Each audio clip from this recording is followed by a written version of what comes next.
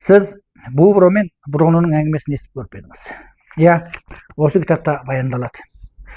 Екеуі бір өмірін өзгертсек, тұрмысын жақсыласақ деген екі жас. Екеуі ұқсас бір қызметке орналасады. Алайда біреусі қызмет істей жүріп, екінші кәсіппен шұғылдануды талқылайды. Ал енді бірі осы қызметіне риза болып, оны өмір бойы істемекші болады.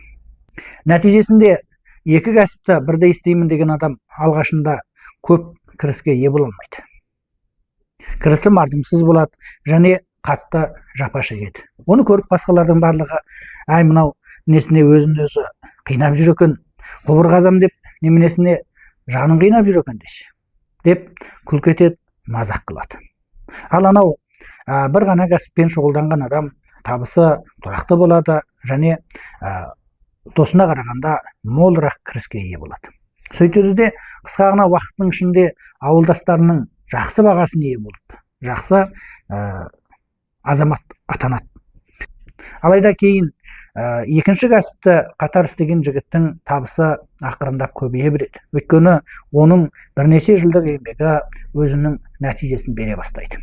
Міне осылайша ол ақыры сол өңірдегі тұңғыш ретке құбыр қазған, жаңалық жаратқан адамға айналады.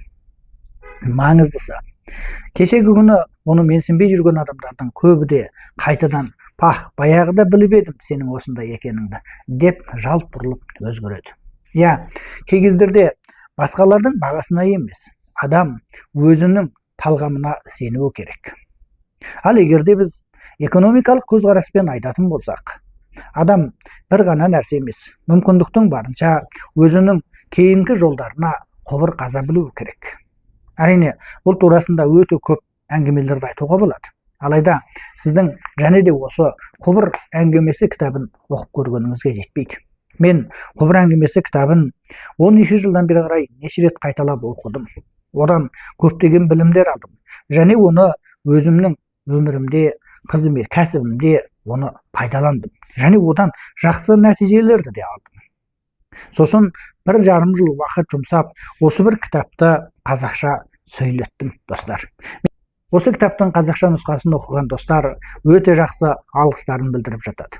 Мен бұл кітаптың ішінен сіздің де өзіңізге тән болған экономикалық көзқарастарыңызды қалыптастырып шығатыныңызға сенімім кәміл.